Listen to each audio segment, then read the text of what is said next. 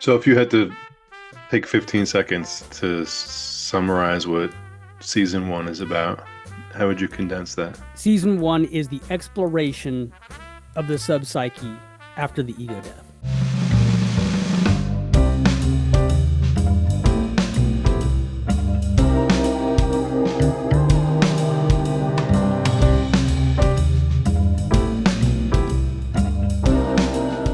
We are mutually irritated, and that's how we begin our latest episode. Good to see you, man.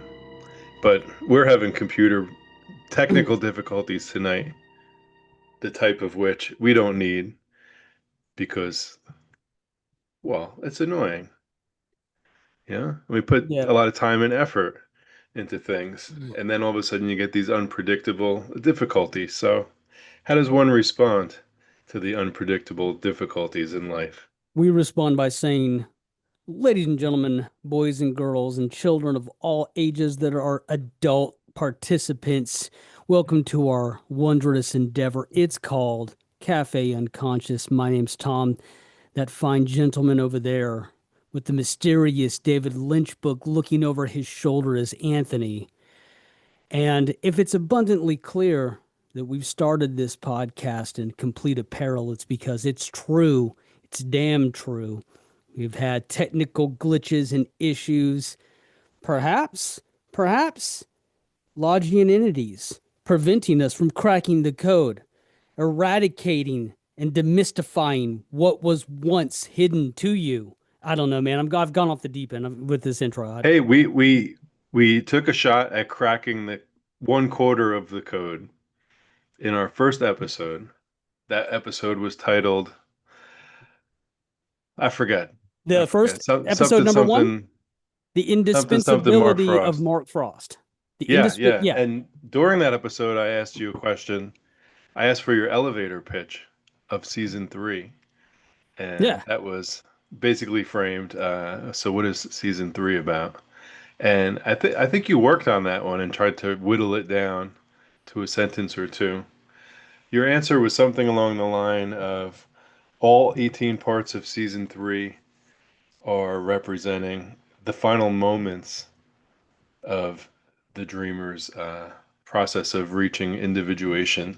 I And thought that was a lot more clever than freaky dude kind of goes crazy, right? You know what I mean? Like that did not seem like a good elevator pitch. Freaky dude goes nuts. so, did I summarize your season three elevator pitch fairly accurately? Yeah, the individuation process, particularly the final boss of oneself, the shadow, if you will. That's not necessarily true, but one of our shorts lately, I said, look, if there was a final boss of Twin Peaks, it would be the actual Twin Peaks itself. But yeah, that's accurate. That's accurate. So now it's time for season one. What is season one about? Season one is the after effects of the ego death. If I had to pinpoint it, that doesn't that doesn't mean that you're going to glean much from that, right? But the work being as complicated as it is, anyways, Anthony, anybody who tries to put it in a box, the Cells box of season one is who killed Laura Palmer, right? And that seems like it's easy enough, but we all know that that is the least mystery of the mysteries.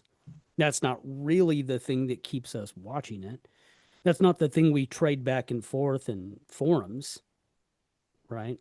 So, but Well, yeah, ego is a common phrase, common term used in all sorts of domains. I assume you're using it in a more precise way, specifically when you say ego death. hmm I know you've talked about that in a couple short videos, but here, sitting here with me, how would you explain what that means, ego death? And is that a technical term? yeah, it is. But that doesn't prevent it from being a convoluted term by any stretch. It's real easy, even in the reading, to get ego and persona sort of confused. But if you had to take them to task, the persona is the thing mostly, but actually known to you, that you use to the external world as a manipulative device, as a way to politic your way in situations. It doesn't have to be necessarily negative, and bear with me for a second because I'm getting someplace. Because there will be room for us to go like, oh, it would be nice to have these things distinguished. Much like everything else when it comes to psychological branding, right? A framework by which we go, this is the psychology of humankind, and whatever your flavor happens to be, this flavor, it says, for everything that you could say is bad about the human being, there are utilities, there are reasons to have it. And the persona is no exception to that. So by that I mean there are cases where you understand that a specific decorum is applied to a situation that might be somewhat masquerading. That might be you wearing a mask, understanding that you're showing a specific level of respect by not necessarily going in as the untethered version of yourself.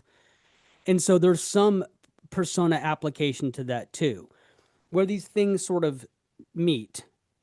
The ego is sort of the unbridled understanding of yourself, either that which you don't want to tell yourself or that which you do tell yourself. The brand of you when talking to you, a good way to see that is like this. I'm surprised by the time I will look in the mirror and go like, oh, that's right. Me that I think of plus add 20 years. That's what I look like. Because left to my own devices when I'm walking around and I think about the externalized me and what I'm doing, I love to position myself as like how I was when I was 25. But that shit ain't true, right? And so that's sort of the ego you, the one that in some very subconscious domain like that, where it's just how you kind of see yourself. It's also sort of a depository of your hopes and dreams and ambitions. If I could have just done that one thing, then I would have been this and that. That's the version of yourself. So why, when we talk about ego, is it necessary to die? And perhaps that's in your line of questioning later, but those are the differences, right? Because the ego does have more to do with with the stuff that you think you are, that if you were to say aloud, it is probably not, it's not couth exactly for you to be talking in that fashion. Whereas to the persona, you know how you have to act at work. You know how you have to act with the in-laws. You know those things about yourself. And in some cases, good for you. That showcases that you understand the different levels of class, or the different ways that we put on airs for things when they're important. So, what is ego death? So in this particular brand of psychology, when we talk about, And we're pretty much going to be hanging out inside the cafe unconscious theory of everything that we're exploring. sure, but again, as Swiss psychologist Carl Jung was prone to do, look, man, he's there at the very beginning of this stuff. And so there is a lot of, yeah, as much as his entire field that he creates is sort of co-opting language that already exists to reposition it as a new definition that has to do with the way your mind works.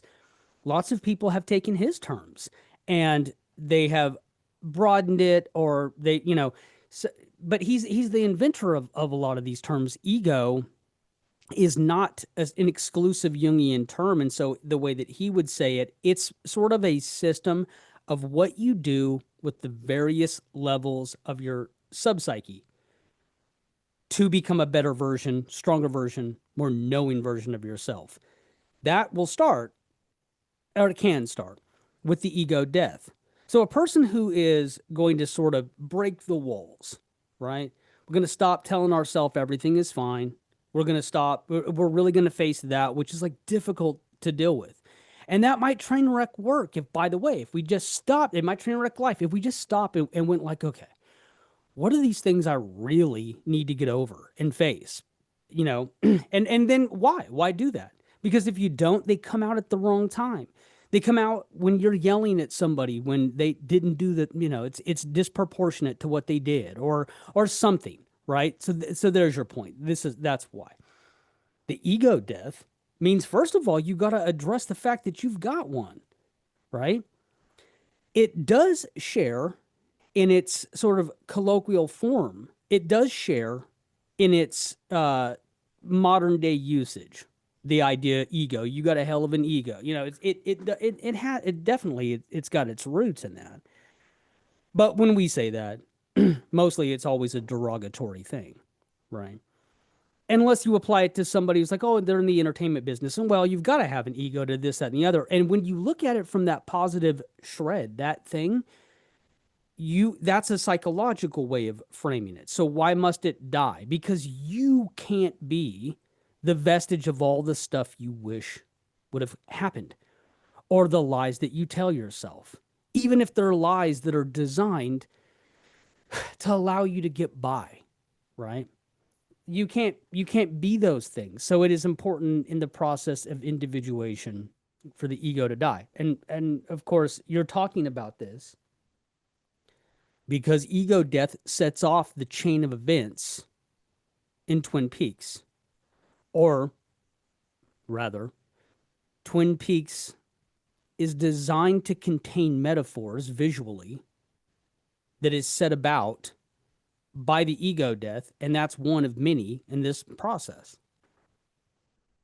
So if you had to take 15 seconds to summarize what season one is about, even though you just did, how would you condense that? Season one is the exploration of the subpsyche after the ego death. Um, a quick digression on ego. I read something once that I thought was pretty cool, and this is unrelated to Twin Peaks, but it was don't mistake the ego for yourself. Recognize the ego as a tool Yeah, with a knob on it that you could turn up or you could turn down, depending on what you need at any moment. And I thought that's really helpful. I think that might have been a Scott Adams book actually, but I'm not sure. But anyway, that's apt. I mean, but that's true of every little aspect that we're going to talk about. Shadow, you know, your others, your repressions. Your repressions have utilities as well. Stuffing them away has its utility. All of these things are going to have utility. Yeah. season two, summary, elevator pitch, or is that sort of lumped in with season one? No, season two is what occurs of the what happens to your subpsyche when you allow for the shadow to win, or another way to say that same thing in that same timeline.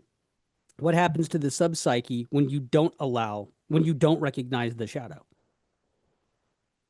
What right? makes you say that? Well, look, so okay, so we've talked lots now about psychology. Somehow, neither one of us with any paper to suggest that we ought to between the two of us. Um, that I know of. That is certainly true for me. I make funny ass songs for a living, right? I make pop songs. That's what I do. So, um, I only play a Twin Peaks analyzer on TV, and not even that. Let's equate it to Twin Peaks for a second. So let's get back to the reason why we're all here. And by the way, while I'm thinking about it, let me say hello to our brand new subscribers. Thank you guys for checking us out. This is the show proper, right? Tom and Anthony back again. Two middle-aged guys talking about Twin Peaks, right? That's the other show title. We're not afraid of it. But Two real dads talking about a fake fake show. show. There Yep. you go. That's it. Two Dads Fake Show. This is an awful title. But Let's talk about it from the context of Twin Peaks real fast. You asked me a question about the shadow. Why I said, well, it's what happens when you don't let the shadow in. And I think from the Twin Peaks perspective, what we've seen in this dream is that the heroic thing appears to be to prevent the shadow from being in. You would assume that's the heroic thing, the resolve of Fire Walk with Me that happens prior to the show proper taking place, Twin Peaks seasons 1 and 2. It appears that that's the right thing to do. But if that worked, then why are we in season 3? What is there? Why is there still something to hunt down? Why must we find the persona Laura again? What the hell? And I think the reason for that is because the dreamer's external life didn't really go that wonderfully. She tried to deny the bad things that happened and to sort of understand bad things happen. When I see them, I'm going to recognize them. I'm not going to fall into the trap of giving the benefit of the doubt when you shouldn't, right? That's how trauma can work, because sometimes you have to self bargain to the point where you start bargaining in scenarios where you shouldn't, right? That's how you find yourself in the traumatic cycle, according to Carl Jung, not according to a guy who counts to 4 for a living. Hmm. Um, so that's why I think, in Fire Walk with Me, by preventing the shadow from entering, what it looks like a heroic move, it would seem to be the right thing to do. And it certainly gets played that way, except that these chain of events begin. And why? Because nothing was gained, right? So you certainly don't see Fire Walk with Me as the end proper to the Twin Peaks saga, but we're not going to get into that. I know some Let me people just quote do it. this: I'm dead, and yet I live. I'm dead, and yet I live. If it were the ending of the entirety, then her at that age would not be positioned where she is. Her persona, her archetype continuing to play out in a more dimmed fashion at the end When of you know of time. when do we see the future aged Dale Cooper? Is that in that's in the original series, right? Yeah, that's an excellent. Well, And why do we see that? it. That's a great question on multiple levels. Do you mean when, or do you mean when? You know, when do we see this? And is that older? Is the older Cooper with the makeup older actually just synonymous with the older Cooper? Do we accept them now as that's you can sort of interlace the two of those things? Did that happen at the same time? Um, for me, yeah. For me, I think you can. I think you can. I think that there's a reason why those things. Look, in some people's Twin Peaks theories, the entire theory relates to this being a cycle that begins and starts and begins and starts. There is no external world where people live and just get older in that in those theories. The theories themselves are about they're more about the Vedic principles of things flipping back over again, right? I think you can have all of that and it still take place inside of a dreamer. I could never get into that, by the way. Yeah. Anything that's just cycle, something's repeating, starting all over again, does It, nothing for it's me. Whether it's legit or not, whether that's what's happening or not, just personally. well, it is hard to satisfy. Well, now you have to explain why you saw this end conclusively, or if everyone is but the same thing here, then why did that one character from the side die and you never saw them again? And it is difficult to rationalize all of those things. Now the Tommy Jones Twin Peaks theory of everything that is the primary subject of this here podcast that we put it under the microscope sometimes. Yes, sir. Sometimes we try to build into it. Sometimes we poke holes at it. Sometimes we really aren't sure what to do with it, or what it's lacking, or which questions it can and can't answer. But anyway, that theory under question is also nicknamed perhaps the Carrie Page theory. And considering the fact that Carrie Page is not a character in 99% of this entire show, does that make the theory like look a little sillier when we bring our attention to seasons one and two? Or Well, like, if you wrap it how does this theory work in if you season? wrap it in that banner, it could be easy to say that. But here's what's interesting. We were talking to a mutual acquaintance who's also a content creator recently, and I was talking about the process of the Carrie Page's The Dreamer Theory before Carrie Page as a revelation came to be. I was already there was already a personal unconscious theory being developed, and if you look at it like that, I think it's fairly indisputable that it's either a Jungian personal unconscious in what Jung would describe that other people are having, or it's a Jungian unconscious that is actually demonstrating Jungianism. And I think that Mark Frost has said enough things on the record that that's probably an accurate way to go. That doesn't mean that every single little thing that you can point to and go, well, this is why referentially this happened. Doesn't mean there's not plenty of mysteries, but I think that he has Mhm. said plenty enough to make that um, fairly true. So to answer your question, sure, if you title this theory, you banner it, Carrie Page is the dreamer, and that's the totality of the thing. What that makes you sound like is that you don't accept that a lot of this got retconned in the creation process, but that's unfounded. They elected to create this revelation of a brand new character who's then got to be in this alternate place facing these circumstances. That's a strong as hell election. That's a strong as hell decision to make. But that's not what the entire theory rests on. Mhm. Without it, you are very clearly seeing hyper real circumstances informed by media. Why? Why do I always talk about this idea of being informed by media?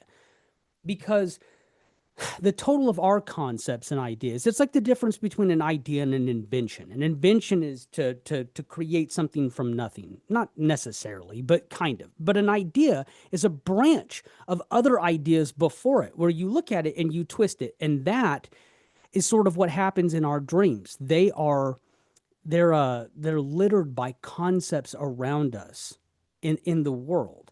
So the personal unconscious theory exists with or without Carrie Page. If I'm wrong, that Carrie Page is not given to us as this thing, and that it's made such a point with Carrie Page, Anthony, that she lived this life and she's talked about this life and she thinks, and at least in her mind, she can go back and visualize the things that she did.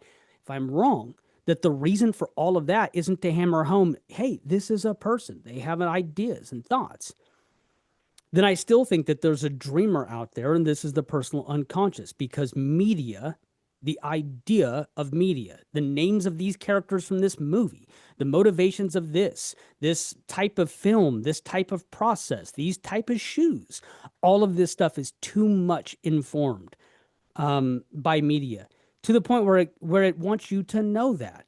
And then moving beyond that, if we talk about season one, the idea of Or, dreams. or the creators of the show just want to be using all these media references for some other reason. What are some of the best takes that you have heard to explain or to hypothesize or just to riff on the fact that there's so many references in Twin Peaks? I know this is easy for me to say this, but here's the truth. The truth is I haven't heard a best one. Um, I was very dissatisfied with people's conclusions about the idea of Twin Peaks being meta because they just want meta. I was never happy with that because it felt to me like, no, it seems like they brewed on this for a very long time. The idea of this character being named this thing can help you understand the motivations of certain scenes or actions because you understand where that character came from. Those type of things were helpful for me. And the idea, nah, they just really dig movies, man. Nah, they're just really into movies, dude. That just So are you saying that being aware of Scotty Ferguson is different than being aware of Philip Gerard? because each of them in their own separate individual ways has something to offer, like plot understanding wise or narrative Yeah, wise. and it could be, look, to be fair, it could be just as simple as to understand like the stakes of Philip Gerard as the one-armed man are false stakes, and that we're supposed to consider this from a metaphorical understanding to know what are the true stakes of Twin Peaks. What's really happening? What is really important about this, right? But yeah, it's a little on the nose for me to say like we'll use a character name from The Fugitive and the one-armed man from The Fugitive, and we'll fuse those two things together. But we don't mean anything by it. It's just cool. It's just hit, man. I'm like, nah. I don't think that that's true. I think that Cooper informs you that your role is to solve these codes, and thereby you solve the crime. And I think there's something to that, right? If I take Cooper's words for it. Yeah, and if people did decide to comment or weigh in on this episode, that would be the one thing I would want to hear. I mean, I'm happy hearing anything, but that would be one thing in particular, like what could all these media references possibly be doing, as aside from being hip or random, or aside from indicating some sort of dreamer's personal unconscious run amok or at play, or just Well, let me some give you other an take, example. just some other take, because I know there are some out there. Nothing comes to mind, and I'll, I'll give you I don't I'll give really you have an one of my example. own. So Leland, this is something that was talked about years and years ago, but very, very seldom is it brought up anymore. Leland's name is plucked directly from a dancer. The lead, I believe the lead actress of All That Jazz, right off of Broadway. Okay. Now, what does that possibly mean? I'm not sure that there's any direct correlation that's necessary there, but oh boy, how that Leland will dance at every opportunity. Very awkwardly so, too, right? And yet, and yet, neither Ben Horn or Jacoby will dance, and they of course have the famous uh, West Side Story history together. Right, right. So, well, no, there is a point where Ben does dance. It's the the quintessential. I'm sure that every person, all of the Uber fans like us who make up the entirety of our audience, I'm sure you have all seen what is the famous YouTube clip. It is Twin Peaks explained in under 1 minute, or Twin Peaks in under Yeah. 1 minute, and it's just Leland busting in, singing and dancing, and everybody starts dancing, right? And that's the whole clip, and it's got millions of views. And it's like, yeah, fair enough. You know what I'm saying? Fair enough. My point is, though, my point is, if you try to rationalize that beyond the idea of how your dreams operate, why do you see the most complex and non-understandable visuals in your dream? And you sit and you look at it in the dream and you go, I don't get that, even in your own dream. But it's comprised of something because there it is in your head, manifest in your dreams. If you try to rationalize it to a different degree, at some point you're going to alienate yourself and the narrative in order to make that make sense. But if you rationalize it as, yeah, your dreams pull from these various sources, and somewhere in there you're trying to understand a message from them. The message of Leland goes on to things about the father, and it goes on to things about the evil that men do, and whether or not we're going to wish this away by being a scary dragon, a scary dragon that we have to face, or if we're going to actually admit that this is a human who did horrible things. It goes into all of that stuff. But how we got the name, and how we got those actions, things like this, they are informed by the personal unconscious using references. That's what is important about it. Why are there so many? I think it's hammering that point home. And then sometimes I think that it does have to do with messaging. By the way, guys, as you guys can see here, we're having a fairly distant conversation in regards to season one. This may be titled something about the philosophy of the dreamer in season one more than the pinpointed references, Mhm. because Anthony and I have, obviously we will get into scenes and characters and things on a very, we'll comb those over on a very close basis. So this conversation has more to do with if we just back up, can we see the dreamer there? And if we can, how is that possible? And how can we legitimize the claim that you can actually see the dreamer is there? Yeah, thanks for saying that. And that brings a new question into my head, which I was not planning on asking, but I will. Because you did such a nice job last episode without me, or with only my ghostly presence with you. Um, First, I appreciate that. Good job. Second, you made reference to the fact that in the back of your mind, you have possibly some long form video or some book idea kicking around because you have so much material that you've been thinking about or have actually written notes on or now have actually like published in one form or another into the world. Mm-hmm. If you were to cobble this together, let's just say into a book, Yeah. um, would season one be its own unique section? Like, would season one be like a chapter or something, or like a third of the book, or would it be more likely to be like subsumed into discussions of other things, like more broadly? And I don't know if you've ever thought about this, but I'm just curious.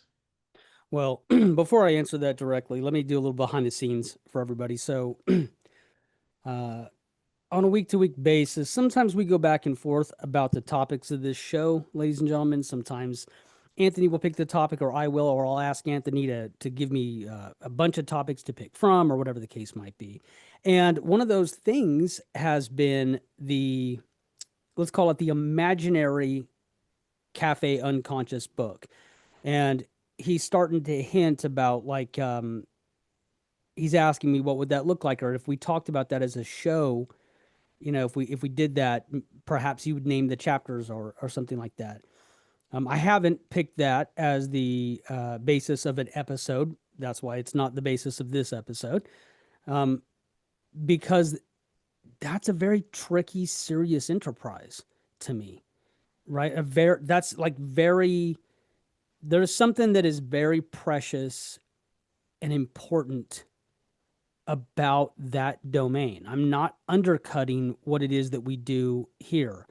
I write. I'm exhausted from being up all night long, cutting videos for this, writing all night.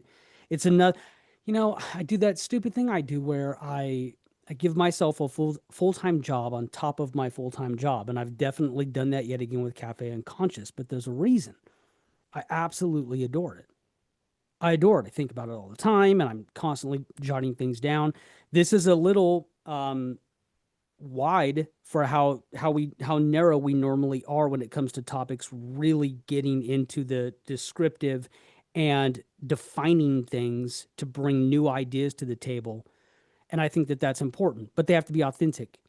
They have to be authentic new ideas. They have to actually fit in the theory. I don't want to say new things for the sake of just saying it, because you can squash those very simple. And so where I'm getting at is this: I would really, really have to consider what would be entertaining about a book like that, and how would you lay it out? Where would you begin?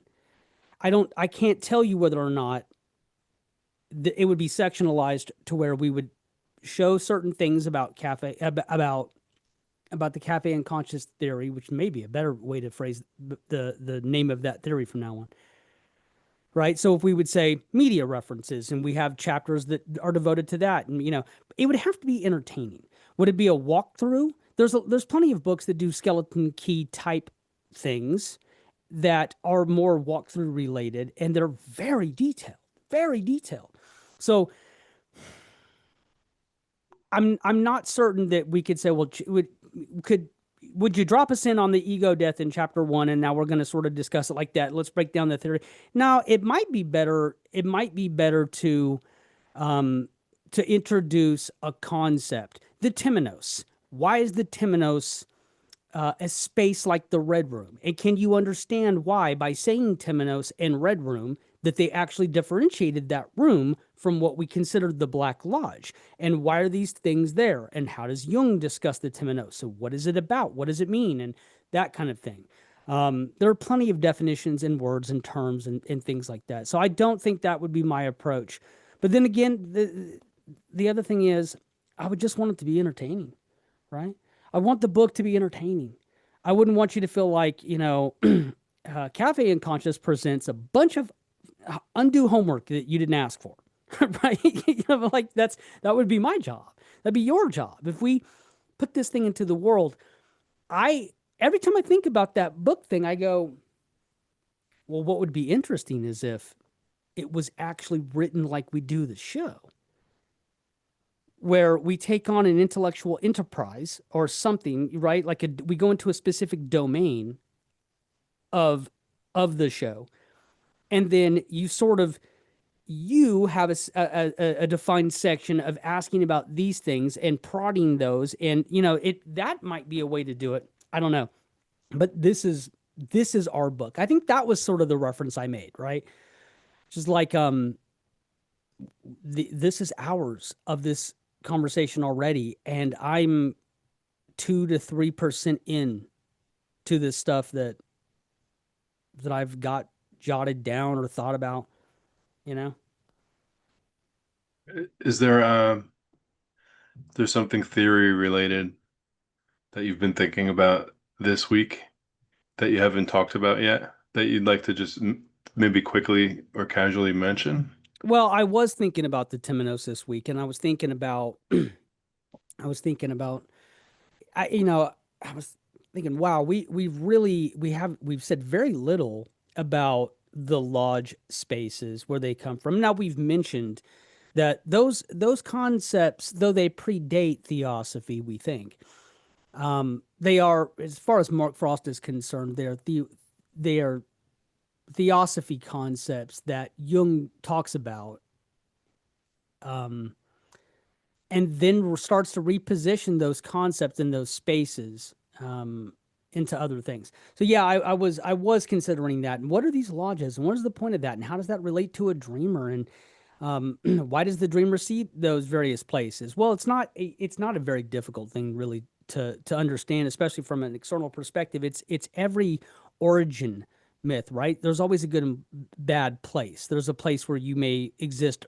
for all eternity that are both good and bad, and that lays itself out psychologically. Um, yeah, there's always things I'm thinking about, brother. If you wanted to stay coherent, maybe conveniently so, on your theory I can't promise you anything. and still and still address season one, what would you likely skip over? Or be realistic. What would you likely skip over because it just doesn't have a place, or because it contradicts something, or because you just wouldn't be able to come up with anything interesting? Oh, I see what you're asking an excellent question. And by the Because way, that's I mean, that's usually how I read. Like I read for what's there, but also for what's not there. yeah. And usually I just read for a good time. Like if it's Twin Peaks stuff, I think I'm a little different from you. I'm just reading for a good time. And because I'm not trying to really construct anything big or small of my own. Right. Um, and by the way, with this current podcast, I have mostly succeeded in my goal, which was to not make this a second full-time job. So I'm happy about that. But anyway, Well, look, listen. it's always I, interesting to see what's missing because it's they've chosen not to talk about it or because, for whatever. What would you likely skip over? let me get to that 1 second. Let me say on the topic of the job situation, unless that comes across as whining, that is not the facts. The last couple of weeks, I've talked to other content creators and I have talked to people who listen to this podcast, and something is abundantly obvious to me. Those folks are us. They're us. And they're particularly, they're the brand of thing that they are attracted to is precisely the brand that I'm attracted to.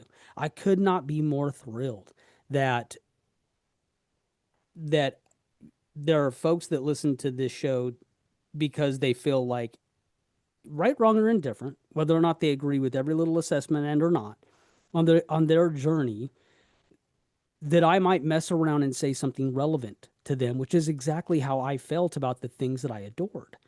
And so the fact that people would go out of their way to say, like, what's your thoughts about this? What's your thoughts about that? I've had very engaged listeners do that. People that comment on the stuff that we make just to tell us that it's a positive experience.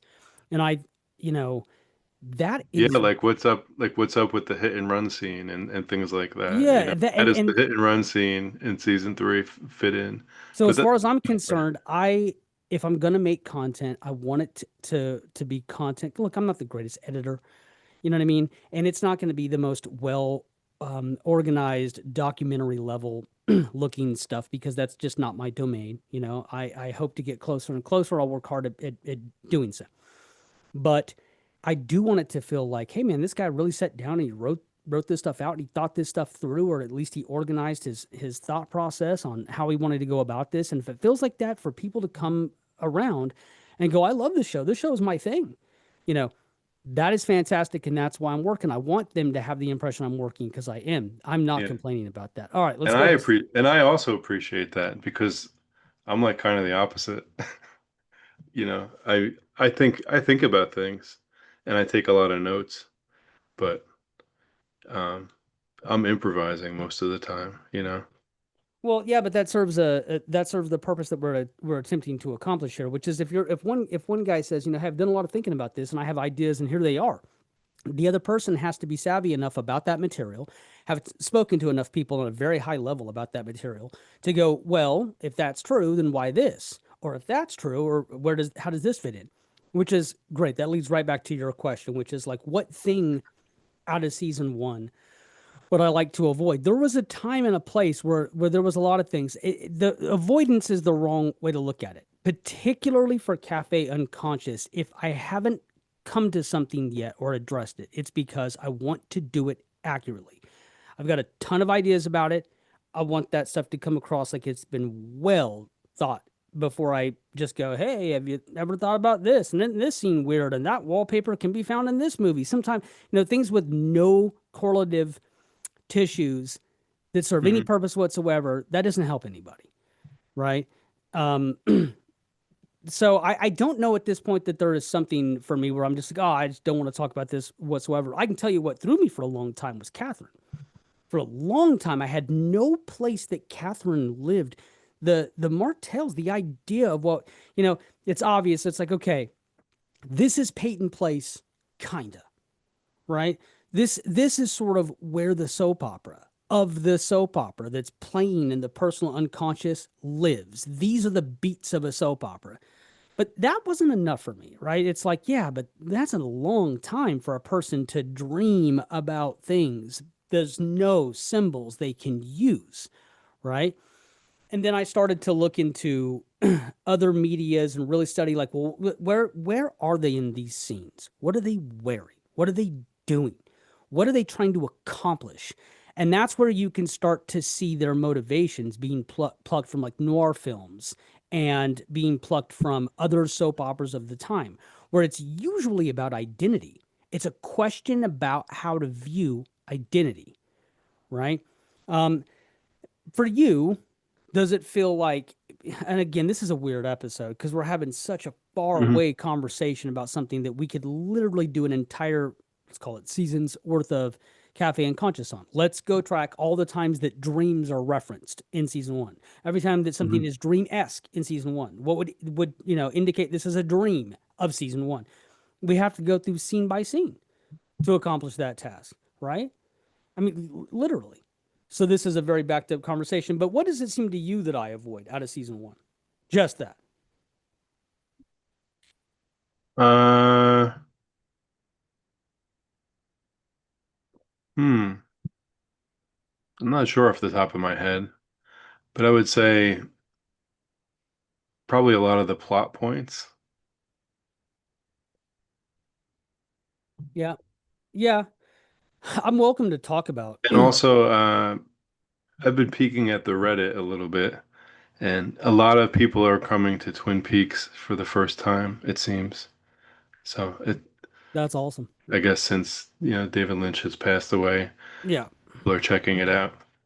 And many people are noticing, and quite a few seem to be turned off by the fact that there's so much cheating going on, and all these Yeah. sort of silly relationship things happening. Right. Sometimes corny, sometimes just sleazy or whatever.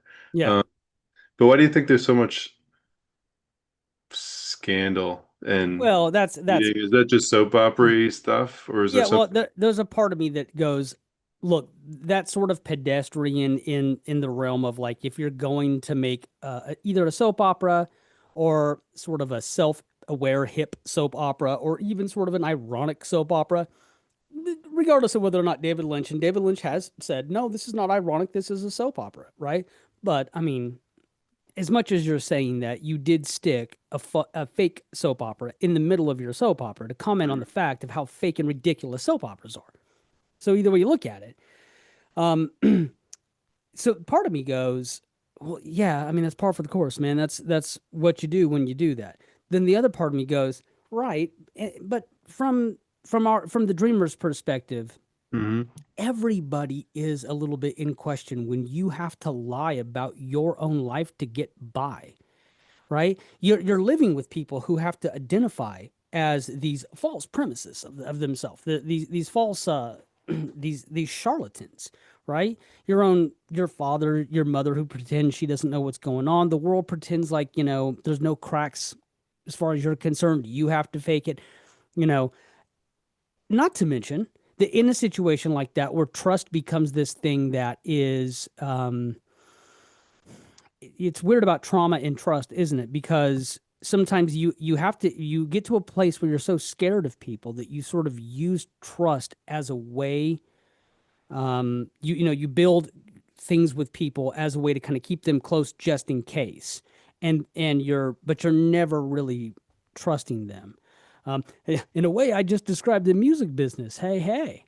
Um, and so there's a lot of that goes on. Then those relationships all have their own symbols that are locked inside of those relationships, right? Um, Guys, if you haven't yet, if you're listening to us on podcast apps, I know this sounds like I just broke into a VPN commercial. I didn't. Go ahead and subscribe to our YouTube. I make posts sometimes where I'll show an image or something and I'll correlate it to other media images, and they're very close. And the reason that I'm bringing that up is because sometimes just those images alone will show you this is the lens for how you view this character. If you view that character from this lens, why? Why were you offered that? Right. And I think some of that's important. I think there's a part of me that goes, well, that's kind of neat that modern young people are like, I'm turned off by all this adulterous buffoonery, and I will only seek my entertainment in a more moral and ethical boundary.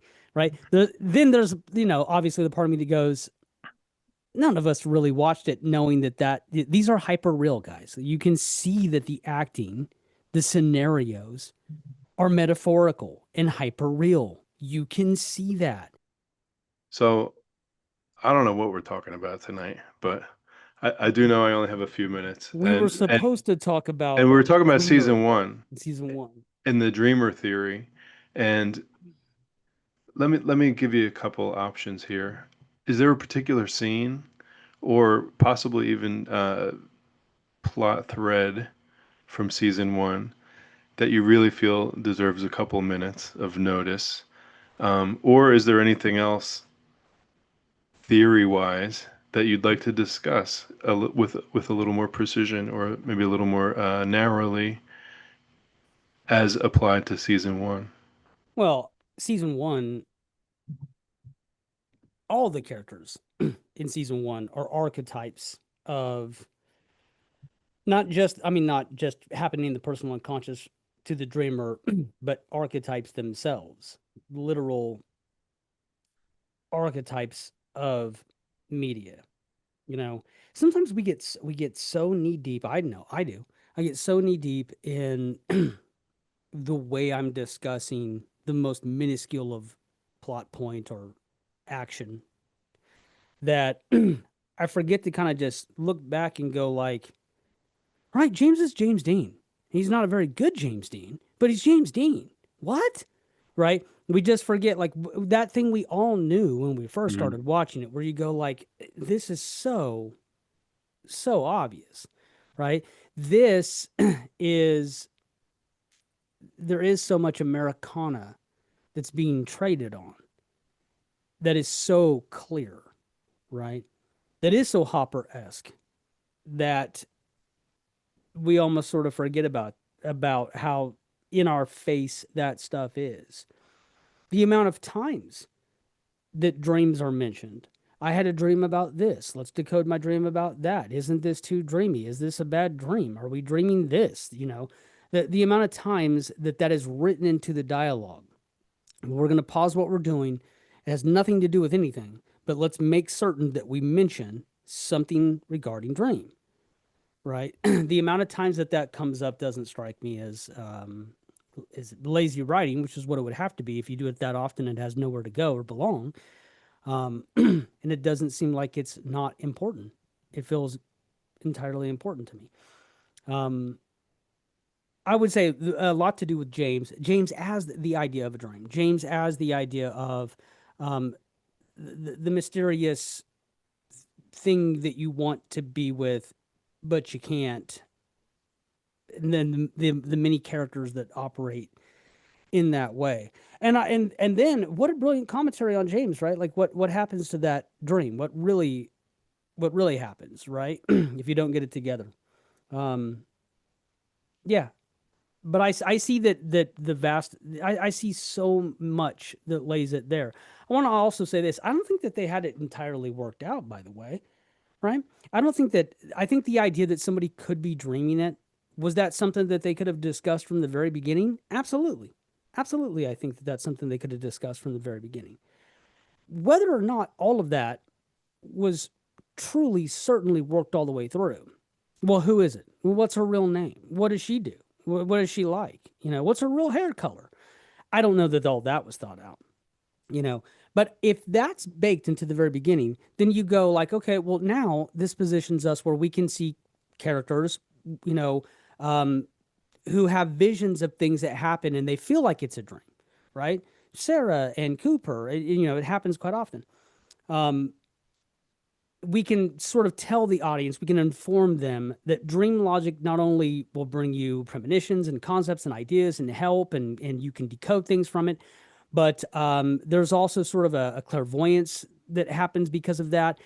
And then on top of all that, the dream of invitation to love itself, which is not a dream, but it is a show that informs the show you're watching. And then sometimes the show you're watching informs that show and the way that they watch it, and how if they just notice what was going on in that show would help them to understand what's happening in their lives. Isn't that what the dreamer is doing with Twin Peaks? Isn't that the same thing? Right? I think that there's a ton of things that's baked in, but I wouldn't assume, they said, you know, all right. So there's this Carrie Page, right? I mean, Carrie Page, she's from Odessa. But I'm not saying that I think that's the way that it played out. I think that if you start with the idea, the personal unconscious or the unified conscious, if you start with these ideas and you go, in some sense, this obscurity that you can get to through dream, state, or fugue happens from your perspective. It can happen by everyone's perspective, but from your perspective, it's littered with things that you know about, right? What the hell would that look like? Like, that's a license to kill. And I understand that makes the theory very broad. I get that. Hmm. Then I think they really start to work on it and it starts to get way more condensed. And I think that you can the thing I think I've hit upon with the Jungian idea, Anthony, is that the more that we zero in on something, the better it works. As opposed to the more you zero in on something, it starts to sort of fall apart, For right? instance, Well, when you start to talk about characters like Sarah, and why does she have premonitions, and how is she interchangeable with the character of Judy, and why is Judy not actually Laura Palmer, and how can we track these out? If you make a broad Mhm. statement like, oh no, Judy is Laura, okay, well, let's follow it all the way through to its conclusion and see if you can get there. You can't. You just can't, right? But the more you start to zero in on these ideas, right? Like, no, Judy's the great mother, and the great mother is the thing that you fear the most of becoming. Do you And have any thoughts on the opening shot of Twin Peaks? Josie, you mean? Yeah. Oh yeah, and that reminds me what I said a minute ago. I just did a post on our YouTube page regarding Josie and the femme fatale, and there's a reason why I brought that up. Well, I didn't see that, but Yeah, I'm super glad that you mentioned it. The reason why I brought that up, much like I say in my post, is right at the very beginning we see a shot that occurs in many noir films with characters, female characters who are usually they're at a vanity, and they're usually a character that's a composite of different identities, and the mystery surrounds who are they going to be. Now the same thing we know is going to happen with Josie, and the idea that these directors are using is the mirror. What's the true identity?